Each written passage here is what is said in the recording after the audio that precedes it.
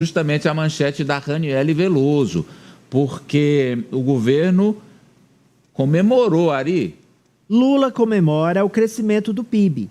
Presidente saúda também o bom momento da economia com a melhora do poder de consumo das famílias e a redução do desemprego. Pois não, Raniele?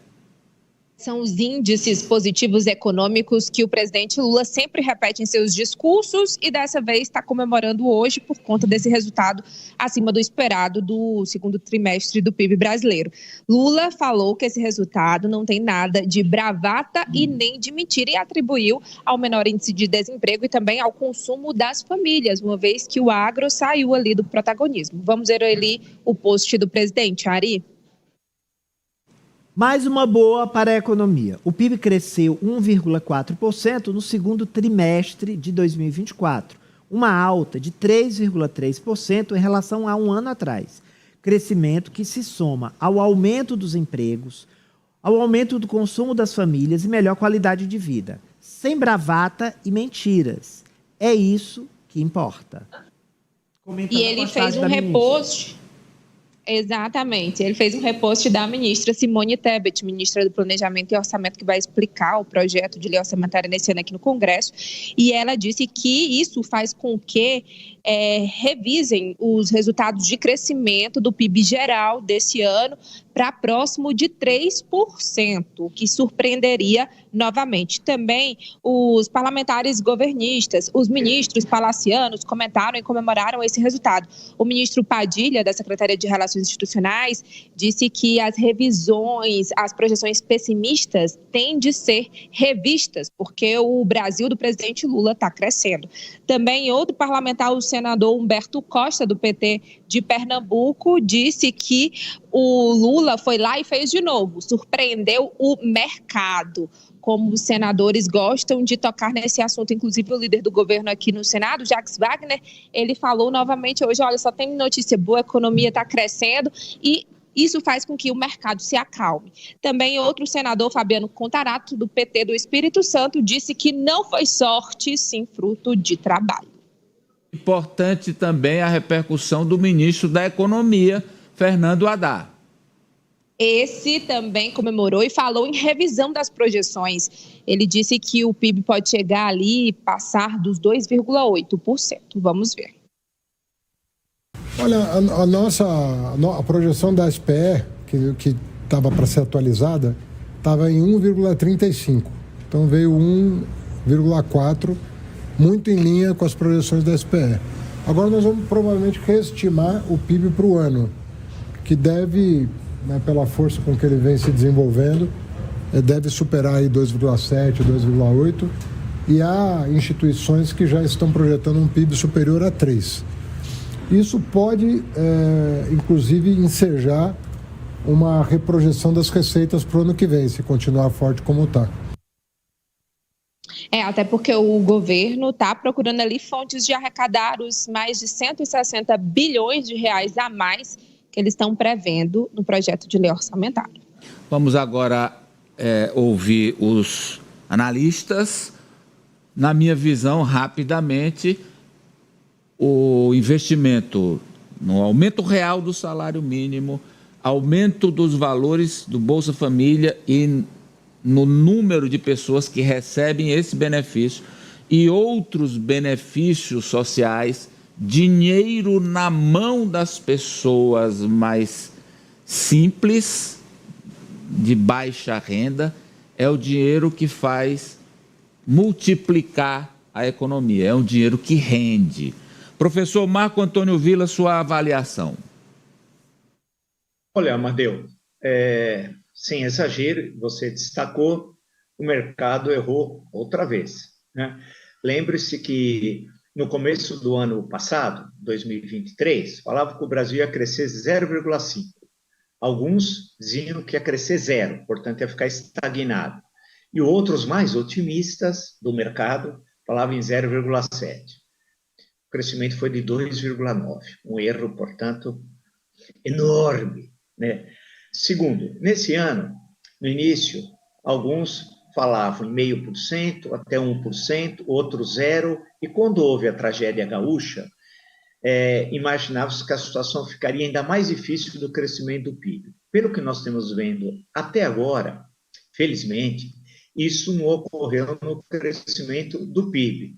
Então, a possibilidade dele ficar em torno de 2,5% ou até mais, o ministro falou em 3%, que eu acho que pode ser um pouco de exagero, é muito positivo. E por quê? Porque, além da questão das enchentes no sul, nós temos problema de seca, né, em várias regiões, do centro-oeste, inclusive.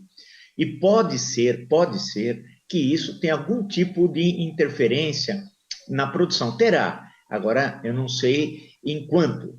E isso pode afetar o crescimento do setor agropecuário, bem como o valor das exportações. Mas o importante disso tudo, por fim, é que a economia está caminhando bem, num cenário internacional turbulento, né? É bom lembrar, né? Temos, os programas sociais, é verdade, colocam milhões de consumidores no mercado, que a primeira coisa que faz é comprar comida, primeira coisa, né?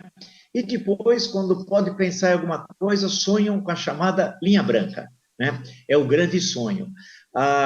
E tem esse reflexo bastante positivo na economia. Aí vai bater numa questão chata, que é a questão da taxa de juros. Eu já li vários economistas dizendo o seguinte: se esse crescimento se manter com a queda da taxa de desemprego, a maior queda em 10 anos, vai haver um crescimento da demanda. O que é isso? Mais pessoas vão querer comprar. E isso pode levar a uma inflação de preços. Portanto, seria melhor subir os juros. Isso é uma bobagem pantagruélica, se o Rabelais tivesse vivo. Mas já estão falando que tem de subir os juros para conter a demanda. O que é a demanda? É a procura, as pessoas que querem comprar. E qual é o sonho da linha branca? É crédito, para você comprar uma geladeira, por exemplo. Então, precisamos tomar cuidado, que daqui a pouco o novo discurso vai ser o seguinte: o país está crescendo, mas precisamos controlar esse crescimento, não pode crescer muito, porque senão sobe a inflação e o juro precisa subir.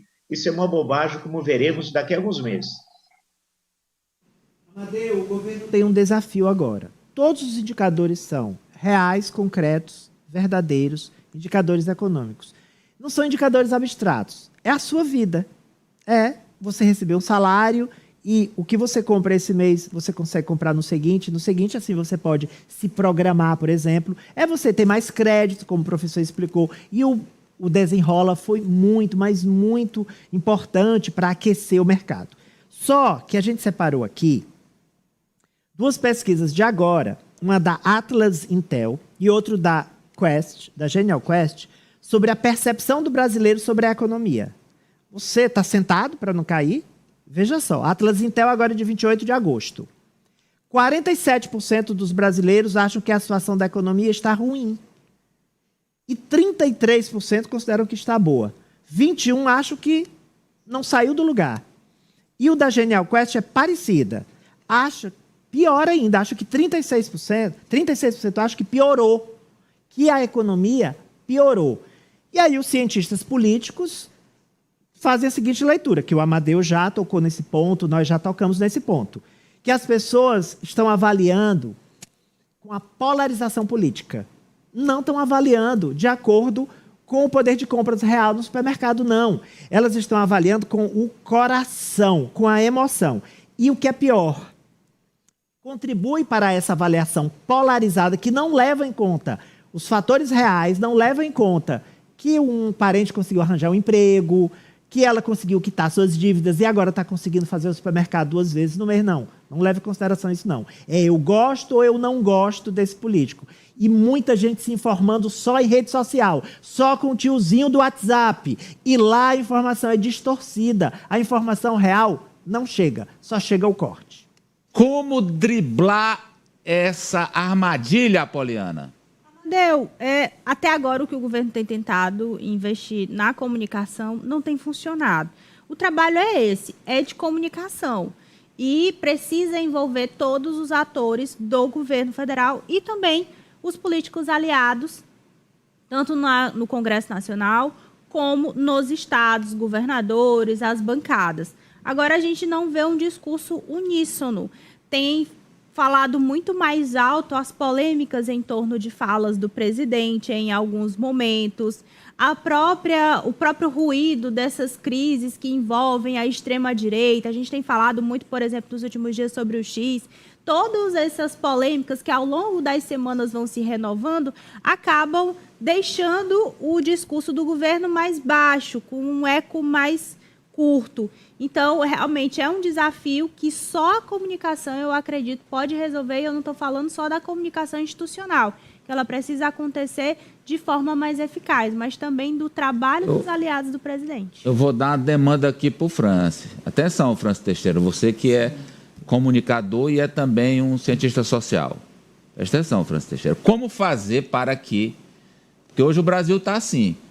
A polêmica sobre a língua neutra do hino repercute mais do que PIB melhor, carne mais barata, desemprego menor e tal, as notícias boas. Como é que faz aí, Francis, para reverter isso aí? Amadeu, há uma parcela que, independente da melhoria que tiver na sua vida, é uma parcela que não vai perceber o governo como um governo bom. Porque essa parcela é estritamente ligada a uma questão ideológica, a uma questão política. Então, o Lula pode fazer chover ouro, chover dinheiro, que essa parcela não vai considerar o governo bom. Então, a chave é investir naqueles que não analisam a situação econômica com o estômago, com o coração, mas sim que analisam percebendo a melhoria que tiveram na sua vida. É uma parcela que é majoritária na nossa sociedade, mas que precisa ser convencida também disso, não só pela melhora que tem na qualidade de vida, mas também do modo como o governo comunica essa melhora ao eleitorado, ao público brasileiro. O Brasil teve um crescimento inferior nesse trimestre apenas do que ao Peru, que teve 2,4%. É um crescimento que se equipara a países como a Noruega e a Arábia Saudita.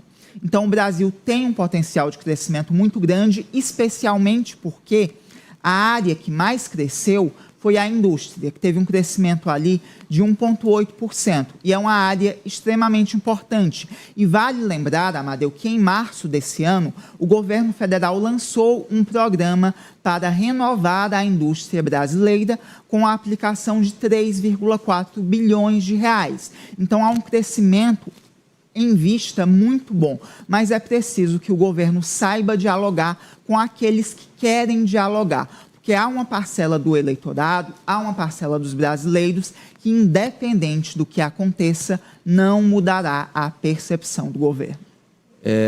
Eu me lembrei aqui de uma expressão, você falou aí, o governo pode fazer chover ouro, né? Pode. Eu me lembrei aqui, viu, Ari, Apoliana, Francis, professor Vila, Raniel e nossa audiência, de uma expressão usada pelo poeta e jornalista, e foi candidato também, Neto Sambaíba, já morreu ele. Ele dizia, viu, professor, que durante a campanha os candidatos prometiam rios de leite com ribanceira de cuscuz para a população. Então é mais ou menos isso. Mesmo que o Lula entregue rios de leite e ribanceira de cuscuz, não vai adiantar nada porque o foco das pessoas é outro. É um desafio para a comunicação. Atenção ao